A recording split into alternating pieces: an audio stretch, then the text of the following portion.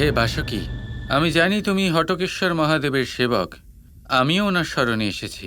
তুমি শরণে এসেছো? তোমার মতো মানুষরাই তো ওকে এখানে পাঠিয়েছে। তুমি মিথ্যে কথা বলছো। বাসুকি, তুমি যেমন মহাদেবের ভক্ত, আমিও তেমন মহাদেবের ভক্ত। তাও কি আমাকে বিশ্বাস করতে পারছো না? তোমরা মানুষেরা বিশ্বাসের নয়, শুধুমাত্র প্রহারের যোগ্য। না বাসুকি, আমি মহাদেবের ভক্ত, ওনার শরণে এসেছি, আর তুমি আমাকে ফিরে যেতে বলছো। এটা তো নিয়ম বিরুদ্ধ, তাই না? পৃথিবীর নিচে কোনো নিয়ম চলে না, কারোর শরণ পাওয়া যায় না। আর এই সত্য জেনেও যদি তুমি এখানে দাঁড়িয়ে থাকো, তাহলে তুমি প্রাণে বাঁচবে না।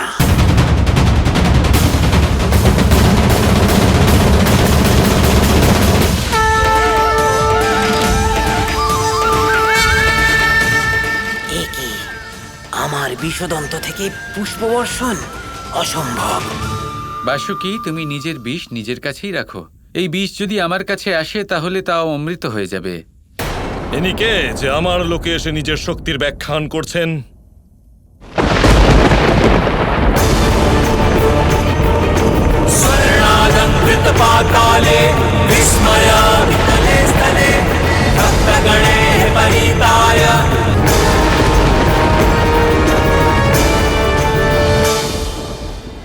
আমার লোকে অমৃতের কোনো অস্তিত্ব নেই।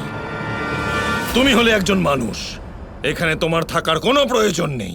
মহাদেবের হটকেশ্বর রূপকে আমার কোটি কোটি প্রণাম।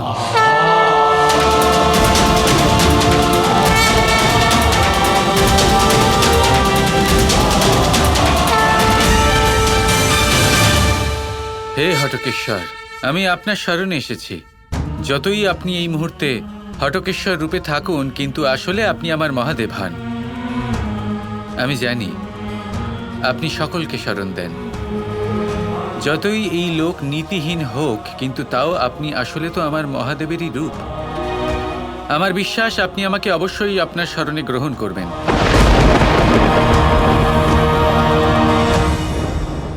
তুমি কোনো ছলনা করার উদ্দেশ্য নিয়ে এখানে আসোনি তো? ছলনা আর আপনার সাথে কখনোই না। আপনি আমার আরাধ্য, আমি আপনার ভক্ত। আর তাছাড়াও আমি তার সাথে ছলনা করি না যিনি নিজেই ছলনার ঊর্ধ্বে। যদি এই কথাটাও আপনার বিশ্বাস না হয়, তাহলে আপনি এটাও ভেবে দেখুন যে এই লোকের দেবতা হলেন আপনি। আপনার থেকে বেশি সামর্থ্য এই লোকে আর কারণ নেই। সেই জন্য আমি আপনার সাথে ছলনা কিভাবে করতে পারি? বিতল লোকে পৌঁছানো কোনো মানুষের পক্ষে একেবারে অসম্ভব। এখানে আসার কারণ কি?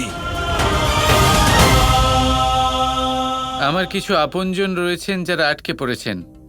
ওনাদের বাঁচানোর জন্য আমাকে বিতল পার করতে হবে। সেই জন্যই আমি এসেছি। এটা অসম্ভব ব্যাপার।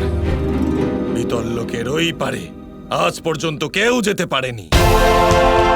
যদি আমি তোমাকে এই লোক পার করে যাবার অনুমতি দিয়ে দিই, তাহলে এক অসুর যোদ্ধার রূপে এটা আমার পরাজয় হবে।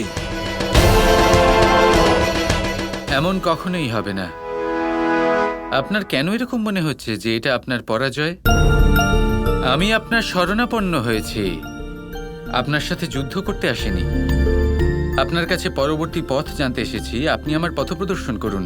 একজনকে সাহায্য করে আপনি অসফল কেন হবেন? বরং তার ফলে সকল লোক মহাদেবের উপর আরো আস্থা রাখবেন। যে মহাদেব চাইলে রুদ্র থেকে রুদ্রতর রূপে থাকুন, তখনও উনি সাহায্য করেন, তখনও উনি ছেলে মানুষই থাকেন।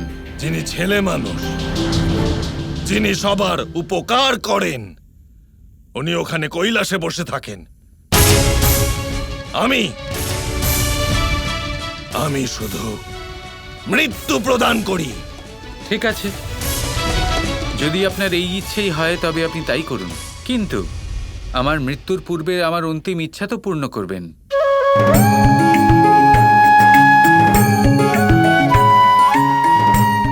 কি ইচ্ছা আছে তোমার?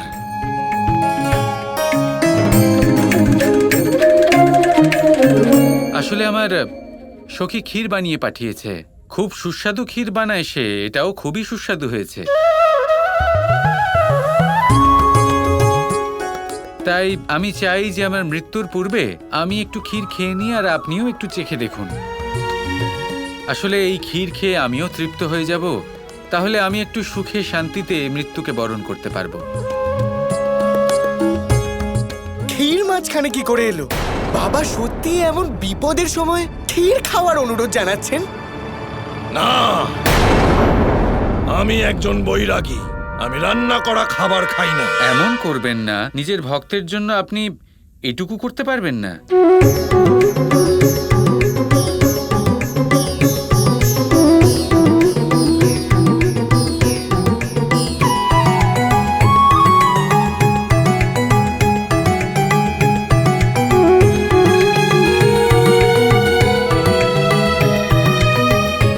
হটকেশ্বর মহাদেব ক্ষমা করবেন,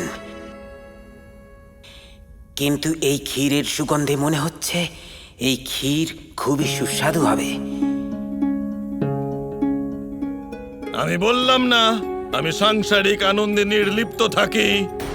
আচ্ছা ঠিক আছে, তাহলে নাগ বাসুকি আপনি আমার সাথে খেয়ে দেখুন। আমি কি এই ক্ষীর খেয়ে দেখতে পারি হটকেশ্বর মহাদেব?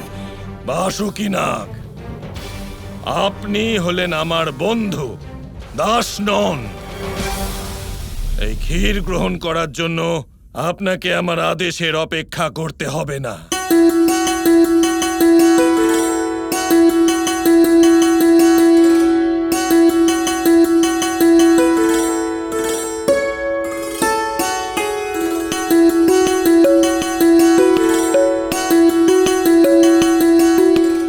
আরে না না, এইভাবে খাবেন না, শান্তি করে খান, আনন্দ সহকারে খান, খুব ভালো লাগবে।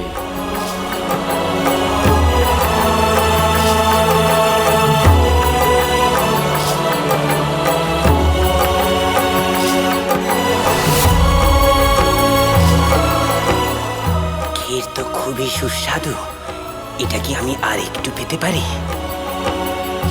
এমনিতে আপনার পাত্রে তো আর বাকি নেই, আমারটাই খেয়ে নিন।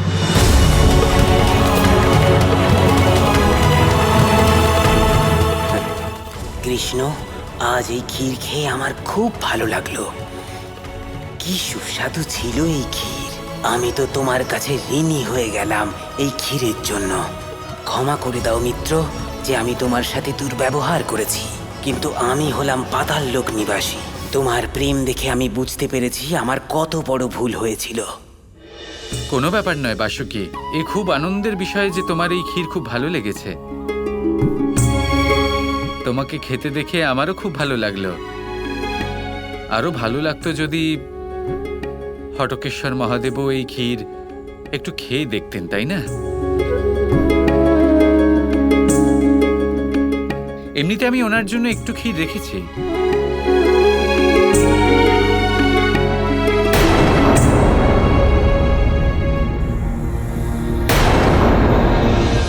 এ কি হলো বাসুকি?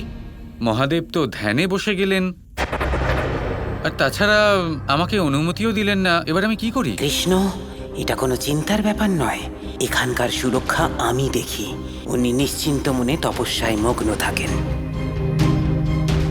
যখন উনি দেখলেন আমরা দুজন বন্ধুত্বপূর্ণ কথাবার্তা বলছি, তখন উনি আবার নিশ্চিন্ত হয়ে নিজের সমাধিতে লীন হয়ে গেলেন। এর অর্থ হলো এবার তুমি এখানে সুরক্ষিত। এ তো অত্যন্ত আনন্দের বিষয়, কিন্তু আমি আমার আরাধ্যকে হটকেশ্বর মহাদেবকে ধন্যবাদও জানালাম না। আমি তো বলবো বন্ধু, তোমার এই মুহূর্তের সদ্ব্যবহার করে এখান থেকে চলে যাওয়াই উচিত।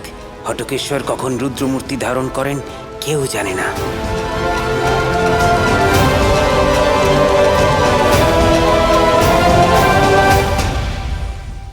আমি তো তোমার পথপ্রদর্শক হতেই পারি, কিন্তু আমি তোমার থেকে আরো কিছু চাইবো। আচ্ছা,